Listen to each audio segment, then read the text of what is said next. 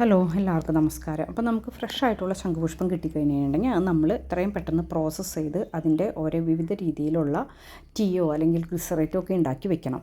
എന്നിട്ട് വേണം നമ്മളിത് പിന്നെ എന്തെങ്കിലും ഉണ്ടാക്കുമ്പോൾ ജെല്ല്, ക്രീം അതിലേക്കൊക്കെ ആഡ് ചെയ്ത് കൊടുക്കാനായിട്ട്. പിന്നെ ഈ ഗ്ലിസറേറ്റ് വേറെ രീതിയിലും കൂടി നമുക്ക് ഉപയോഗിക്കാം. അതായത് ഈ ഡ്രൈ സ്കിന്നുകാരുണ്ടല്ലോ, അവർ മിക്കവാറും ഗ്ലിസറിനും റോസ് വാട്ടർ ഉപയോഗിക്കാറുണ്ട്. അപ്പോൾ ഈ ശംഖുപുഷ്പത്തിൻ്റെ ഗ്ലിസറേറ്റ് ഉപയോഗിച്ച് കഴിഞ്ഞിട്ടുണ്ടെങ്കിൽ കൂടുതൽ ഇതിൻ്റെ ഗുണം കിട്ടും.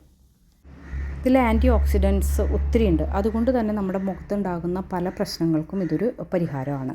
അതുപോലെ തന്നെ ഇത് നമുക്ക് വേണമെന്ന് വെച്ച് കഴിഞ്ഞിട്ടുണ്ടെങ്കിൽ ഇത് ഫ്രഷായിട്ട് തന്നെ കിട്ടുന്നത് അരച്ച് യോഗേർട്ടിലോ അല്ലെന്ന് വെച്ചാൽ റോസ് വാട്ടറിലൊക്കെ അരച്ച് നമുക്ക് മുഖത്തും തേക്കാവുന്നതാണ്. അപ്പോൾ ഇനി ഇതെങ്ങനെയാണ് പ്രോസസ്സ് ചെയ്യേണ്ടതെന്ന് നോക്കാം. ആദ്യമായിട്ട് നമ്മൾ ചെയ്യേണ്ടത് എല്ലാ പാത്രങ്ങളും നമ്മൾ ഉപയോഗിക്കുന്ന കട്ട് ചെയ്യാൻ ഉപയോഗിക്കുന്ന കട്ടിംഗ് ബോർഡ്, അതുപോലെ തന്നെ നൈഫ് എല്ലാം നമ്മൾ നന്നായിട്ട് സാനിറ്റൈസ് ചെയ്യുക എന്ന് ഉറപ്പ് വരുത്തുക. പറ്റുമെങ്കിൽ നല്ല തിളച്ച ചൂടുവെള്ളത്തിൽ അതിട്ടൊന്ന് മുക്കി കഴുകി അങ്ങനെ എടുക്കാൻ പറ്റുന്ന കാര്യങ്ങളൊക്കെ അതുപോലെ നമ്മൾ ഇട്ട് വയ്ക്കാൻ പോകുന്ന ബോട്ടിൽ ഒക്കെ. പിന്നെ നല്ല തിളച്ച വെള്ളത്തിൽ, അത് സാധാരണ വെള്ളം മതി, അതിൽ നമ്മൾ ഫ്ലവർ ഇട്ടിട്ട്, അതായത് ഉണങ്ങിക്കഴിഞ്ഞിട്ട് ചൂടാറിക്കഴിഞ്ഞിട്ട് നന്നായിട്ട് വെള്ളം തിളപ്പിക്കുക. ആ ചൂടാറിയതിന് ശേഷം നമ്മളിതുപോലെ ഫ്ലവർ അതിലേക്ക് ഇട്ടിട്ട് ഒന്ന് കഴുകിയെടുക്കുക. നന്നായിട്ട് അതിനുള്ള പൊടിയൊക്കെ ഉണ്ടെന്ന് വെച്ചിട്ടുണ്ടെങ്കിൽ ഒന്ന് കഴുകി ക്ലിയറാക്കി എടുക്കുക. എന്നിട്ട് അതിനുള്ള ആ വെള്ളം ഒന്ന് കുടഞ്ഞ് കളയുക.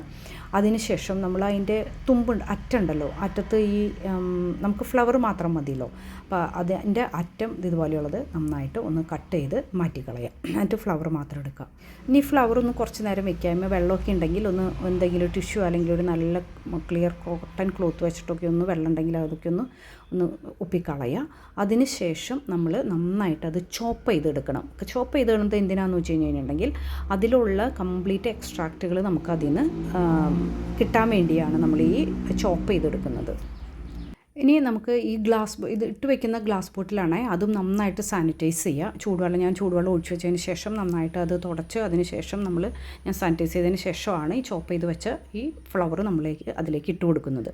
ഇനി ഗ്ലിസറേറ്റ് ഉണ്ടാക്കുമ്പോൾ പൊതുവേ ഉള്ള ഒരു റേഷ്യോ എന്ന് പറഞ്ഞാൽ 30% എന്താണോ നമ്മൾ എടുക്കുന്നത് അതും ബാക്കിയുള്ള 80%, അതായത് 100% പറയുകയാണെങ്കിൽ ഗ്ലിസറിനുമാണ്.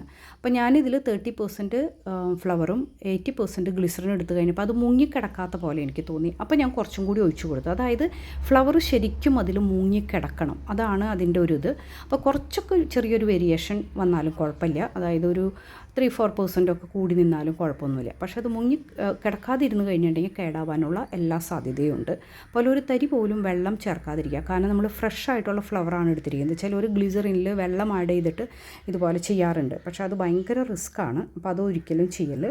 എന്നിട്ട് വേണം നമ്മൾ എടുക്കുക. അപ്പോൾ കണ്ടോ, എനിക്കത് മുങ്ങിക്കിടന്നിട്ടില്ല. അപ്പോൾ ഞാൻ കുറച്ചും കൂടി ഗ്ലിസറിൻ ഒഴിച്ചു കൊടുത്തു. ഇനി ഇത് 2 to 3 വീക്സ് വരെ അവിടെ ഇരിക്കണം.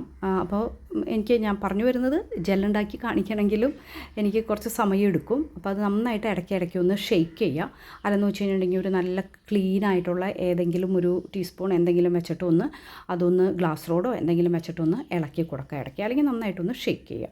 ഇത്രയേ ഉള്ളൂ. എന്നിട്ട് അതോടെ എടുത്ത് വയ്ക്കുക. ഇപ്പോൾ അത് കഴിഞ്ഞ് കഴിഞ്ഞിട്ടുണ്ടെങ്കിൽ നമ്മൾ ഫിൽറ്റർ ചെയ്തിട്ട് നല്ലൊരു ഫിൽറ്റർ പേപ്പർ വെച്ചിട്ട് ഫിൽറ്റർ ചെയ്തെടുക്കുക. എന്നിട്ട് അത് ഗ്ലാസ് ബോട്ടിലിൽ സൂക്ഷിക്കുക. നമുക്ക് 8% വരെ ഗ്ലിസറേറ്റ് നമ്മുടെ പ്രൊഡക്ട്സിൽ നമുക്ക് ആഡ് ചെയ്ത് കൊടുക്കാം.